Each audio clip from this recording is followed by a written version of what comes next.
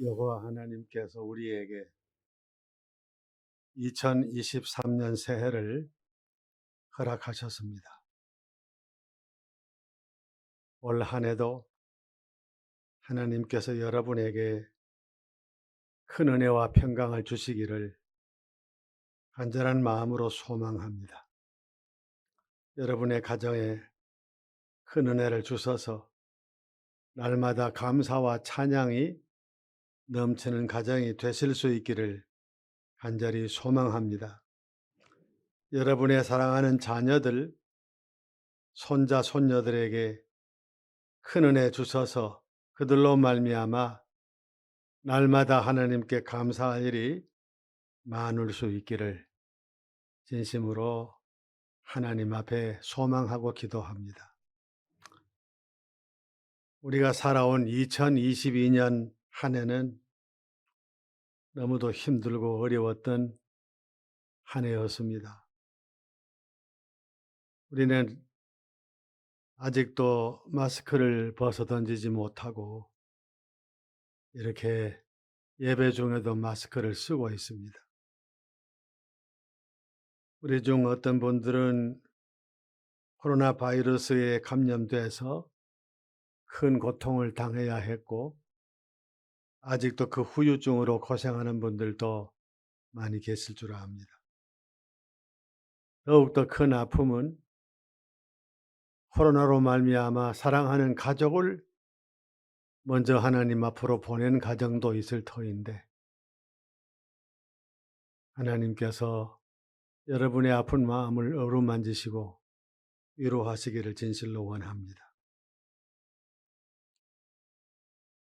개인적으로 저는 제 사랑하는 아내를 하나님 나라로 먼저 보내는 큰 아픔을 지난해 당했습니다. 아직도 이 일이 준 어려움에서 저는 완전히 벗어나지 못하고 있는 처지입니다. 참 어렵고 힘든 한 해였습니다. 하나님의 도우심이 없었다면 어떻게 살아남을 수가 있었겠는가 이런 생각을 해볼 수밖에 없는 처지입니다. 우리를 죄에서 사망에서 건져내 구원하신 하나님 아버지는 우리에게 회복의 은혜도 주시는 분이십니다. 오늘의 말씀을 보면 선지자 예레미야는 이스라엘 백성에게 회복을 주시는 하나님을 말씀하고 있습니다. 그가 이 말씀을 유다 백성들에게 선포한 때는 유다가 바벨론 느부갓네살 왕에 의해서 처참하게 멸망당하고 성전은 불탔고 많은 사람이 죽었고 또 많은 사람이 바벨론의 포로가 되어 끌려가서 노예 아닌 노예 생활을 하고 있는 중이었습니다. 예레미야는 하나님의 은혜로 바벨론을 가지 않고 예루살렘에 남아 있으면서 바벨론에 먼저 끌려가 있는 유다 백성들에게 편지를 보내서 하나님은 반드시 우리를 회복시키시는 분이니 용기를 가지세요 하고 위로하고 있는 모습을 보게 됩니다. 오늘 우리는 이 말씀에서 우리를 회복해 하시는 하나님의 회복의 은혜가 구체적으로 어떻게 표현되고 있으며 어떻게 나타나고 있는가를 알 수가 있습니다. 11절 말씀을 보면 이렇게 예레미야는 말씀을 시작합니다. 여호와의 말씀이니라. 너희를 향한 나의 생각을 내가 아나니 평안이요 재앙이 아니니라. 너희에게 미래와 희망을 주는 것이니라 하고 말씀을 합니다. 지금 희망이 없어요. 나라가 망했어요. 많은 사람이 비참한 모습으로 죽었어요. 바벨론에 끌려갔어요. 노예가 아닌데 하루아침에 노예처럼 돼 버렸어요. 근데 하나님이 그들에게 주시는 말씀인데 희망을 주시는 말씀으로 말씀을 시작하는 모습을 봅니다. 하나님만이 하실 수 있는 말씀이지요. 시편 137편 말씀을 보면 그때 유다 백성의 끌려간 유다 백성의 모습을 볼 수 있는 말씀이 있습니다.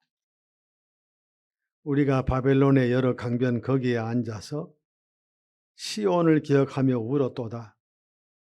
그 중에 버드나무에 우리가 우리의 수금을 걸었나니 이는 우리를 사로잡은 자가 거기서 우리에게 노래를 청하며 자기들을 위하여 시온의 노래 중 하나를 노래하라 함이로다. 예루살렘아, 내가 너를 잊을진대 내 오른손이 제주를 잊을지로다. 내가 예루살렘을 기억하지 아니하거나 내가 가장 즐거워하는 것보다 더 즐거워하지 아니할진대 내 혀가 내 입천장에 붙을지로다. 이게 그들의 삶의 처지입니다. 이것이 그들의 마음입니다. 이런데도 하나님께서는 그의 종 예레미야를 통해서 내가 너희들을 회복시키겠다. 그렇게 말씀하십니다. 여러분, 우리의 형편과 처지는 각각 다릅니다마는 우리가 지금 놓여 있는 삶의 자리가 어떠하든지 간에 하나님 우리에게 오늘 아침 말씀하십니다. 내가 너를 회복시켜 주겠다. 이렇게 말씀하십니다. 이 시간에 주신 말씀을 통해서 우리를 회복시키시는 하나님의 은혜가 구체적으로 뭔지, 우리가 그 은혜를 어떻게 해야 받아 누릴 수 있는지를 함께 생각을 해 보려고 합니다. 첫째로 하나님은 우리의 기도에 응답해 주심으로써 우리에게 회복의 은혜를 주시겠다고 말씀하십니다. 12절 말씀입니다. 너희가 내게 부르짖으며 내게 와서 기도하면 내가 너희들의 기도를 들을 것이요. 이렇게 말씀합니다. 내가 너희를 버리지 않았다. 난 여전히 너희 곁에 있다. 내가 너희들의 신음소리를 듣고 있다. 너희들의 기도를 내가 귀를 기울여 듣고 있다. 내가 너희들의 기도에 응답하겠다.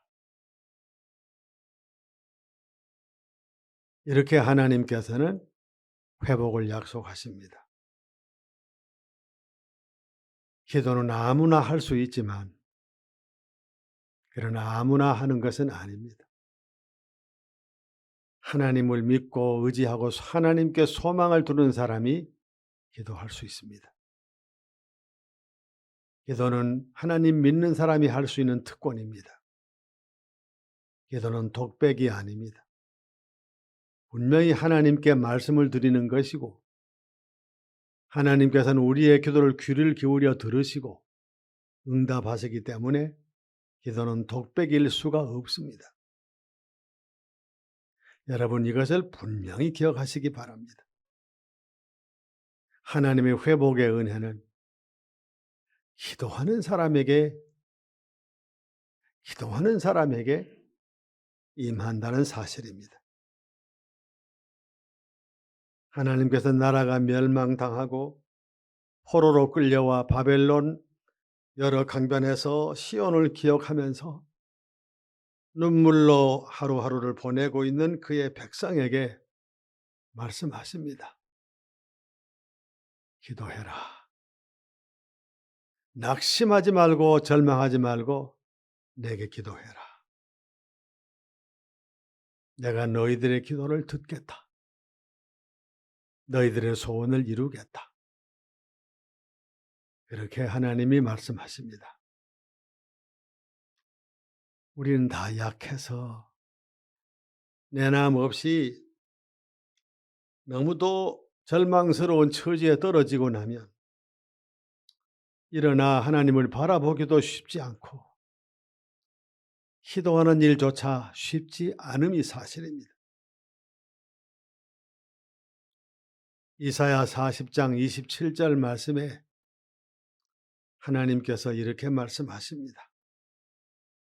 야곱아 어찌하여 네가 말하며 이스라엘아 네가 이르기를 내 길은 여호와께 숨겨졌으며 내 송사는 내 하나님에게서 벗어난다 하느냐. 이 말씀은 너무도 실망스러워서 낙심하고 기도할 용기조차 나지 않는 하나님의 백성들에게 하나님께서 하신 말씀인 것입니다. 이런 좌절의 자리에 떨어져 있는 백성들에게 하나님께서는 아무개야 그래도 일어나거라. 그래도 일어나야지. 그리고 내게 기도해라. 내가 듣고 있지 않느냐. 나 너의 기도에 응답하겠다. 나 너를 회복시켜 주겠다. 그러니 일어나거라.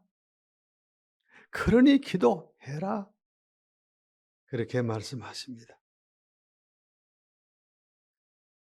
예레미야 33장 2절과 3절의 말씀입니다. 이를 행하시는 여호와, 그것을 만들며 성취하시는 여호와, 그 이름을 여호와라 하는 이가 이같이 이르시도다. 너는 내게 부르짖으라. 내가 네게 응답하겠고 내가 알지 못하는 크고 은밀한 일을 내게 보이리라.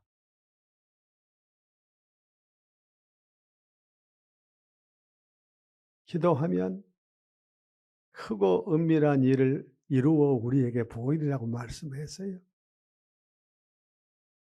이 은밀하다 하는 말씀의 의미가 무엇일까요? 우리로서는 상상할 수도 없는, 기대할 수도 없는 그런 일들을 하나님은 예비하고 계시다가 이루시겠다 그 말입니다. 여러분 지금 여러분의 삶의 처지가 어떠하십니까? 곤고하십니까? 어렵습니까? 낙심되십니까? 절망스럽습니까? 그래도 일어나야 합니다. 그래도 일어나야 합니다. 그리고 하나님을 향하여 부르짖어야 합니다. 왜? 일어나라고 하셨기에, 기도하라고 하셨기에, 크고 은밀한 일을 이루어 너에게 보이리라고 말씀하셨기에, 이 한 해 동안 어떤 처지에 놓이더라도 다시 일어나 기도함으로써 우리를 회복시키시는 하나님의 큰 은혜를 체험하고 사시는 여러분들 모두가 되실 수 있기를 간절히 바랍니다. 두 번째로 하나님께서는 우리를 친히 만나 주심으로써 우리에게 회복의 은혜를 주시겠다고 약속해 주셨습니다. 13절 말씀입니다. 너희가 온 마음으로 나를 구하면 나를 찾을 것이요 나를 만나리라. 우리를 친히 찾아와 만나 주심으로써 우리를 회복해 만들어 주시겠다고 약속하신 것입니다. 창세기 28장 10절부터 22절까지 말씀 보면 하나님께서 오셔서 야곱을 만나시는 장면을 기록해 놓았어요. 이때 야곱이 형 에서의 보복이 두려워서 사랑하는 아버지 어머니를 떠나서 외삼촌이 있는 하란으로 혈렬단신 가고 있었습니다. 길을 가다가 날이 어두워져서 어디 누일 만한 곳도 찾지 못하고 베델에서 길가에 굴러다니는 돌을 베개하고 누워 잤어요. 길가에 그냥 누워 잔 거예요. 얼마나 그 마음이 처량했겠어요. 얼마나 슬펐겠어요. 얼마나 낙심이 됐겠어요. 그때 하나님이 찾아오셨어요. 얘야, 내가 너와 함께한다. 내가 너를 떠나지 않겠다. 너를 지켜주겠다. 너를 다시 이곳으로 돌아오게 하겠다. 야곱이 하란에 가서 산 해수가 20년이나 돼요. 그의 외삼촌이자 그의 장인들은 라반은 야곱이 상대하기가 너무 어렵고 껄끄러운 사람이었어요. 너무 힘들었어요. 야곱이 버티고 나간 것은 베델에서 오셔서 자기를 만나주신 하나님과 만나고 그 약속을 받은 그것 때문입니다. 그것이 그의 삶의 힘이 되고 기초가 된 거예요. 그가 돌아올 때는 혈혈단신 빈손으로 갔다가 돌아올 때는 많은 재산과 많은 식구와 함께 가나안으로 돌아올 수가 있었습니다. 또 사도행전 27장 14절로 26절까지 말씀 보면 복음을 전하던 바울 사도가 복음을 전한 것밖에 아무 잘못도 없는데 예루살렘에서 체포당하고 가이사라에서 재판받다가 로마 황제의 재판을 받겠다고 상소함으로써 배를 타고 로마로 가고 있었어요. 그 배에는 276명이나 되는 사람이 황제의 재판을 받기 위해 바울과 함께 가고 있었어요. 그 배가 유라굴로라는 광풍을 만나서 모든 사람이 다 죽게 생겼어요. 파선 직전까지 갔어요. 선주가 있으나 어쩔 수가 없었고 선장과 선원들이 있었으나 손쓸 수도 없었고 모두가 다 사색이 되어 있었어요. 그때 하나님이 찾아오셔서 바울을 만나십니다. 바울아, 두려워하지 말아라. 네가 가이사 앞에 서야 하겠고 또 하나님께서 너와 함께하는 모든 사람을 다 너에게 주셨다. 바울이 다시 일어나서 백성들에게 말합니다. 여러분이여 안심하시오. 나는 내게 오셔서 말씀하신 하나님을 믿습니다. 여러분 안심하십시오. 베델에서 야곱을 만나신 하나님, 유라굴로 광풍에서 바울을 만나신 하나님, 그 하나님께서는 우리와도 함께 하십니다. 여러분과도 함께 하십니다. 이 한 해 동안 어떤 광풍이 여러분의 삶을 몰아칠는지 우리가 알 수 없습니다. 제 삶에도 있을 수 있고 여러분에게도 있을 수 있습니다. 그러나 우리가 걱정하지 아니하는 것은 하나님께서 우리를 만나시겠다고, 우리를 만나심으로 우리의 삶을 회복시키시겠다고 약속하셨기 때문입니다. 이 한 해 동안 날마다 하나님을 만나십시오. 여러분을 향하여 손을 내미시는 하나님의 손을 외면하지 마십시오. 그 손을 잡으십시오. 그리고 이 풍랑 많은 세상이지만 하나님의 인도를 받으면서 하나님의 회복해 주시는 그 은혜로 날마다 승리하는 삶을 살아가시는 여러분 모두가 되시기를 간절히 바랍니다. 세 번째로 하나님께서는 포로된 유다 백성을 해방과 자유를 주신 것처럼 우리를 얽어맨 모든 것으로부터 진정한 해방과 자유를 주심으로 우리를 회복시키시겠다 약속하십니다. 14절입니다. 이것은 여호와의 말씀이니라.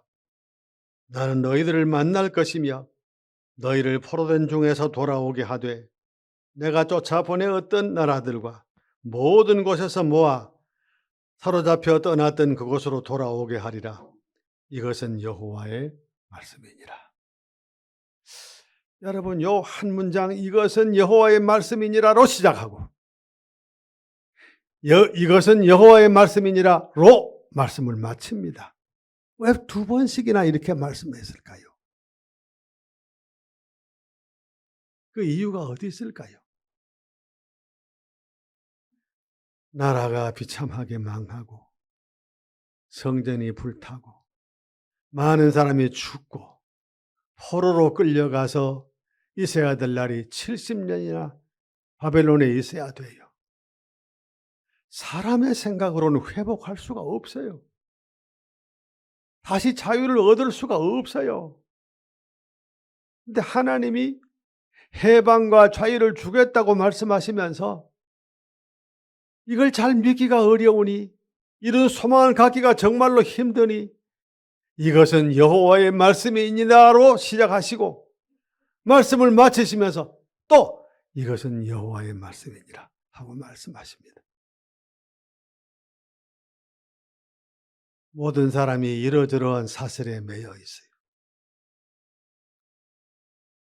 어떤 사람은 질병이란 사슬에 매여 있고 어떤 사람은 이런저런 인간 관계의 사슬이라는 것에 매여 있고 뭐 이러저러한 사슬이 얼마나 많은지 몰라요. 그런데 하나님께서는 우리에게 이 사슬을 다 풀어내시고 참된 자유와 해방을 주시겠다고 약속하십니다. 개인적인 말씀을 또 드리게 되어 참 죄송합니다. 지난해 5월 20일 날 제 사랑하는 아내가 갑자기 하나님 나라로 갔습니다. 정확히 말하면 제 아내가 간 것이 아니라 하나님이 데려가신 것입니다. 제 아내는 제가 집을 비운 사이에 홀로서 머나먼 하나님의 나라로 떠난 것입니다. 저는 매우 모자란 목사이기는 하지만 평생 목회자로 살아온 것만은 사실입니다. 제 아내는 가난한 목회자의 아내로 저와 함께 삶을 시작했고 평생 고생스러운 삶을 살았습니다. 할 말이 있어도 말할 수가 없었고 마음에 이러저러한 희로애락이 있어도 표현도 못하고 살아올 수밖에 없었습니다.